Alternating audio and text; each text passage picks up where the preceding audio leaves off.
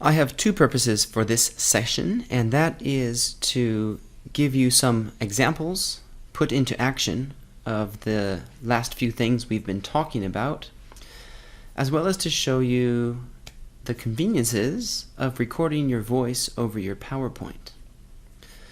So I've gathered 8 infographics showing different maps and charts and so on, and I've used some of our target phrases in example sentences, which I'd like you to listen to and repeat. After that's finished, I'd like you to write 4 of your original sentences based on any of these charts and send them to me. You can do 4 sentences from a single chart. You can do 4 from 4 different charts. Whatever you'd like, just please write me 4 original sentences of any kind of data or thing that you want to highlight. Well, you'll notice in this I've got a little logo right here, an icon that shows that there's recording audio, and I've got that for all of these. There we go, I've got that for all of these, and that's because I recorded audio on top of these. You can also see the script here down in the notes.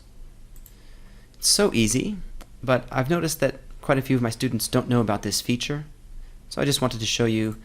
You can click on slideshow and go to record slideshow, record from current or beginning and so on, and you can clear it if you need to.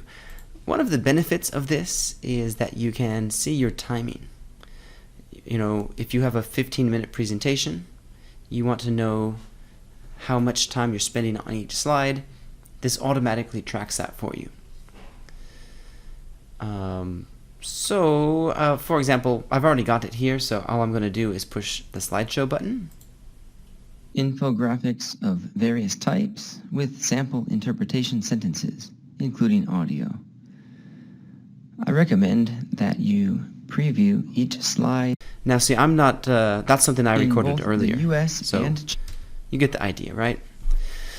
So please have a listen through these. It's also made as a video on the next video, or you can listen on the PowerPoint that's on the Google Drive. Listen and repeat to them. Try to gather the sentences or phrases that are interesting to you and you might want to imitate some of them, and write 4 original sentences for your homework on Word into your personal Google Drive folder.